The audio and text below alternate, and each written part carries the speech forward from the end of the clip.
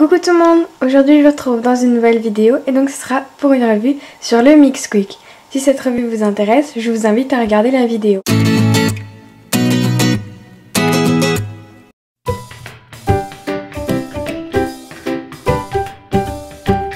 Le Mixquick, c'est quoi? C'est une pâte qui sert à ramollir les fimots les plus durs.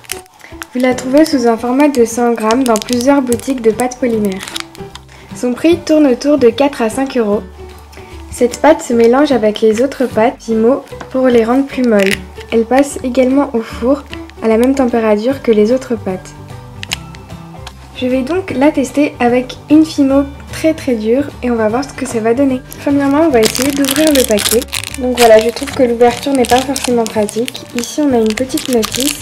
Voilà comment la pâte se présente à l'intérieur du paquet. Ma première impression est qu'elle est plutôt collante et c'est tout simplement une pâte blanche.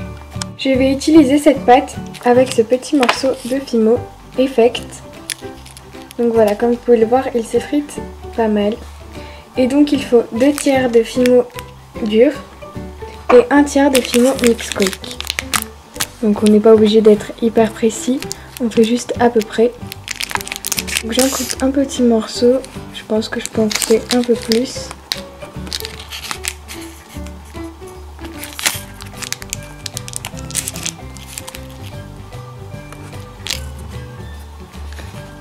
Donc voilà. Et ensuite tout ce qu'on a à faire c'est essayer de mélanger les deux pâtes. Et normalement la pâte la plus dure va se ramollir avec le Mixquick. Donc c'est assez dur à mélanger au début, surtout quand la pâte d'origine on va dire est quand même vraiment très dure. Donc vous voyez que ça s'effrite un petit peu quand même. Mais vu que la pâte Mixquick est très collante, elle enveloppe très vite la pâte fimo dure. Donc la pâte Mixquick éclaircit quand même la couleur d'origine. Donc on voit quand même que la pâte est très molle, mais ça éclaircit beaucoup la couleur. Donc après c'est à vous de voir, c'est sûr que pour certaines couleurs de fimo ça peut être un inconvénient, comme le noir, s'il devient gris ça peut être un inconvénient je pense. Donc voilà, je vais tout de suite faire le bilan. Donc le bilan de la pâte Mixquick. C'est une pâte aux alentours de 4 à 5 €.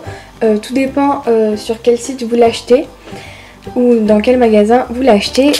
Il y en a 100 g en tout et il en faut très peu. Donc je trouve ça quand même assez économique. Vous voyez, pour tout ça de pâte, j'ai utilisé seulement un petit morceau. Donc voilà, je trouve ça vraiment très économique. On n'en a pas besoin de beaucoup. Voilà, ensuite ça ramollit vraiment très bien la pâte, même les plus dures, parce que celle-là c'était la plus dure que j'avais et elle s'effritait, et donc grâce au Mixquick elle ne s'effrite plus. Donc l'inconvénient par contre, donc le petit défaut de cette pâte, c'est qu'elle éclaircit la couleur vraiment beaucoup, d'au moins 2 teintes je pense, voire plus. Donc c'est vrai que ça peut être endommageant si on utilise le Mixquick avec des couleurs comme le noir. S'il devient gris c'est un petit peu dommage. Donc voilà, sinon ça marche très bien. Donc comme je vous l'ai dit au début de vidéo, vous la cuisez normalement au four, donc 110 degrés entre 20 et 30 minutes en général. Donc voilà, ce n'est pas une pâte qui passe au micro-ondes et ce n'est pas une pâte qui sèche à l'air libre. Voilà pour cette petite revue, je vous mettrai le lien de ce produit sur le site creabea.com. Je vous mettrai également d'autres sites où vous pouvez la trouver. À Cultura on peut la trouver également. Donc ça, j'ai oublié de vous dire, c'est le nouveau packaging. Si vous ne la trouvez pas sous ce packaging là, je vous mettrai une petite photo juste ici de l'ancien packaging où vous pouvez le trouver sous ce format là. Je ne sais pas si vous m'avez bien compris.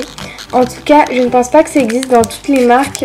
Pour l'instant, je n'ai vu que en fimo une pâte, un ramollisseur en fait pour fimo.